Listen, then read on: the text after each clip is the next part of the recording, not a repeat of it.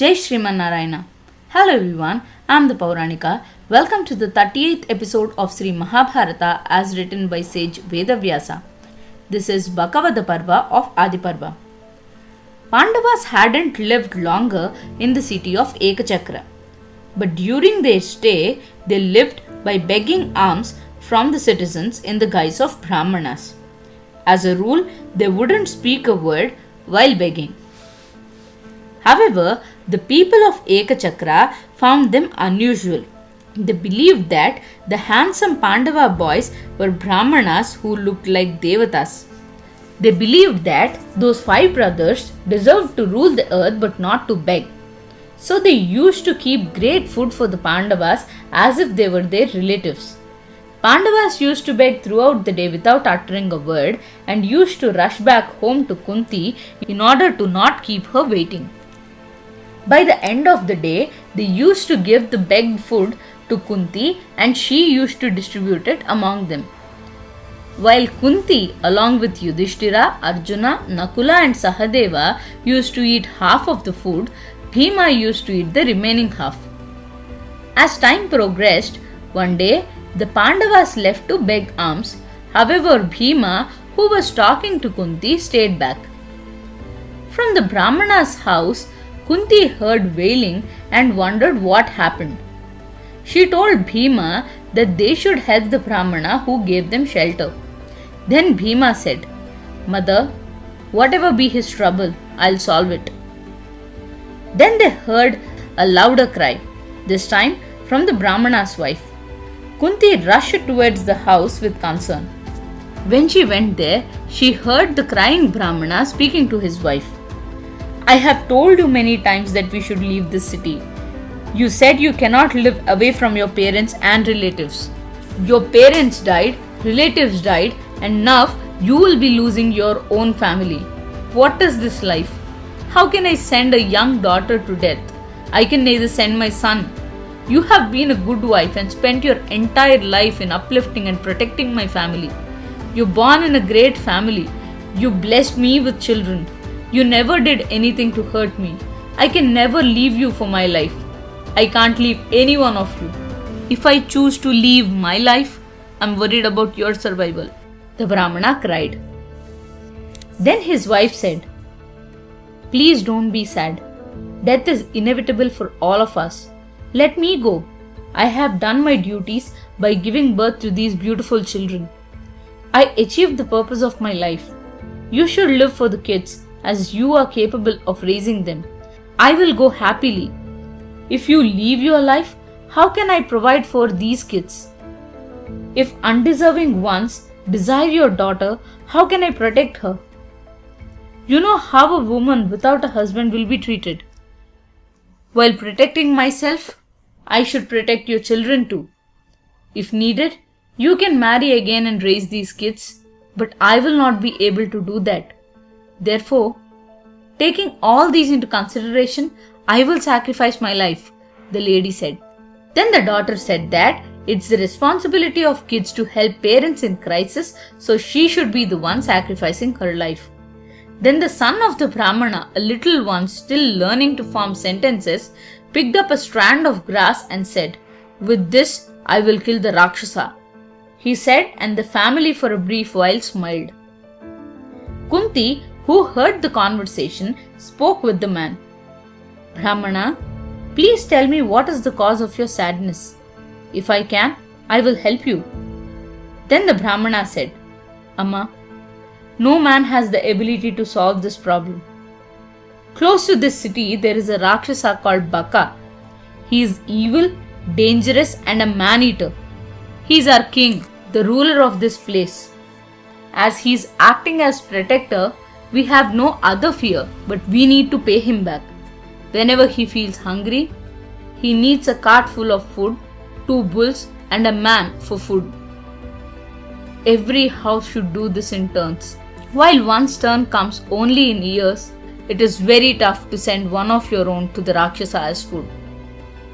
Few people tried to stop this, but the Rakshasa ate them and their families too. Actually, the king of this city lives in a place called Vetrakiya Griha. That king is a fool and did nothing to rid us from Bakaasura. Learned ones can live anywhere in the world. Therefore, one should choose the king wisely.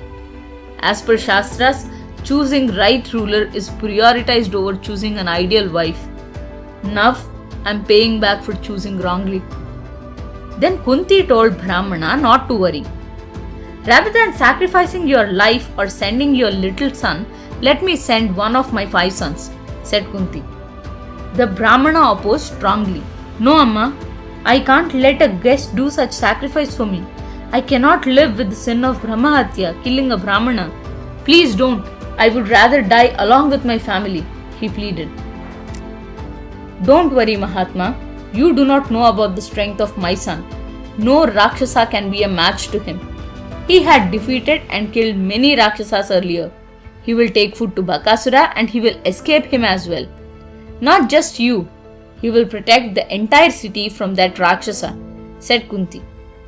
Brahmana felt assured and they both explained the course of action to Bhima. The Pandavas returned and Yudhishthira noticed a change in Bhima's body language. He went to Kunti and secretly spoke with her. It looks like Bhima is about to do something. Did he tell you anything? He asked. Kunti explained the entire situation to Yudhishthira. Why are you sacrificing your son for someone else? It will not bring you any fame. Bhima is valorous, no doubt. It is his strength that saved our lives many times.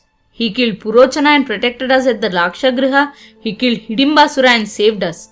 It is his strength that will bring our kingdom back to us. However, I do not think it is wise to risk his life like this. I think your decision to send Bhimasena is foolish, said Yudhishthira. Yudhishthira, I know the strength of my son. He is as strong as 10,000 elephants. When he was born, he slipped out of my grip and fell on a mountain, and the mountain got crushed. Each one of you is as strong as an elephant, and he carried you while escaping the house of fire in Varanavata. The decision of mine is not foolish, it is dharma. Dharma of a Kshatriya to protect the needy, she said. Yudhishthira, who was convinced by Kunti's argument, said, Mother, I am glad that you chose to protect the Brahmana. Bhima will go. He will defeat the Rakshasa and will return. But we should make sure that no one in the city knows about this. Inform the Brahmana to not reveal anything about our arrangement. Kunti nodded and went in to speak with the Brahmana. Later, during the night, Bhimasena went to the forest along with the food. After reaching the forest of the Asura, Bhima, while eating the food meant for the Rakshasa, called him by his name. The Rakshasa got offended and walked fiercely towards Bhimasena while eating a tiger. Bhima laughed at the Rakshasa while eating the food. The Rakshasa yelled at Bhima for eating his food. Bhima did not care. He turned to another side and continued to eat. The Rakshasa ran towards Bhima and punched him in his back. Bhima did not move and continued to eat. Then Baka picked a tree and threw it at Bhima, but it did no harm to him. After finishing the food, Bhima drank water, washed his hands, and stood in the battlefield in front of Baka. The Rakshasa threw a tree at Bhima. Bhima held it with his left hand and laughed teasingly. He threw another tree and Bhima did the same. In no time, they destroyed the entire forest. Then Baka announced his name and held Bhima tightly in his powerful arms. Bhima wrestled Baka and started breaking his arms. He pulled the man-eater in all directions. Rukodara, who noticed the Rakshasa losing strength, threw him to the ground and kicked him with his knees. Bhima balanced the Rakshasa on his knee, held the neck with one hand and waist with another, and broke him into two. The followers of the Rakshasa, who saw this, started running away in wild panic.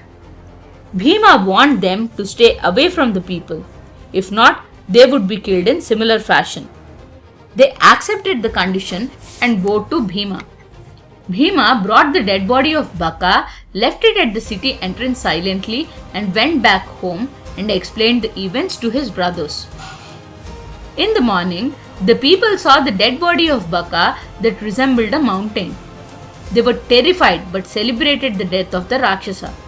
They discussed and realized that it was the Brahmana's turn and asked him many questions.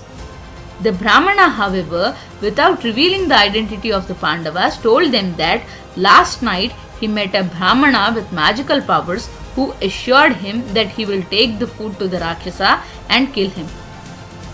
I think he killed the Rakshasa, the Brahmana said. Later, people from the villages too came in to see the dead Baka and joined the celebrations. Thank you. Jai Shriman Narayana.